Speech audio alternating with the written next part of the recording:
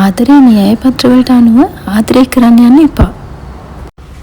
අද කතාව අපි වටා තියෙන බැඳීම් එක්ක අපි ජීවිතේ විඳිනවද කියන එක ගැන තමයි කතා කරන්නේ. මම කැමති ආදරණීය බැඳීමක් එක්ක ජීවිතේ හැමදාම සතුටින් ඉන්න. ඉතින් ඔයාට ඔයාගේ ළඟම ඉන්න ඔයාගේ ආදරණීය මිනිසුත් එක්ක ඔයාට මෙන්න මේ දේවල් කියලා මෙන්න මෙහෙම කියලා සීමාවන් දාගෙන ඔයා තාම ජීවත් වෙනවද? ඔයාට ඔයාගේ ආදරේ දැනෙන හැම තප්පරයකදීම ඒ ආදරේ දැනෙන්න සලස්වන්න. ආදරේ න්‍යාය පත්‍ර වලට අනුව ආදරේ කරන්න යන්න එපා. හැම තප්පරයකදීම ආදරේ නම් ඉතින් ඒ සතුට විඳින්න.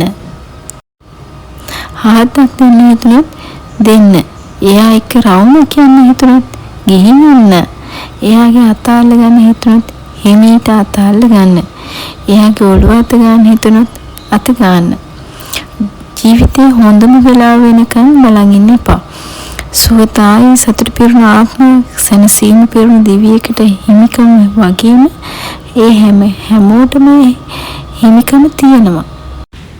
හැමෝටම අයිතිය තියෙනවා සුවදායි සතුට පිරුණු ආත්මයක් විඳින්න. සැනසීම පිරිච්ච ජීවිතයක් අයිතියකට හැමෝටම හිමිකම තියෙනවා. ආදරණීය බැඳීම් එක ආදරෙන් බැඳෙන්න. මේ මොහොත වටිනාම මොහොත කරගෙන ජීවිතේ විඳින්න. Good luck. ආදරේ හිතන වීඩියෝ එකකින් ආයෙත් හමු වෙමු.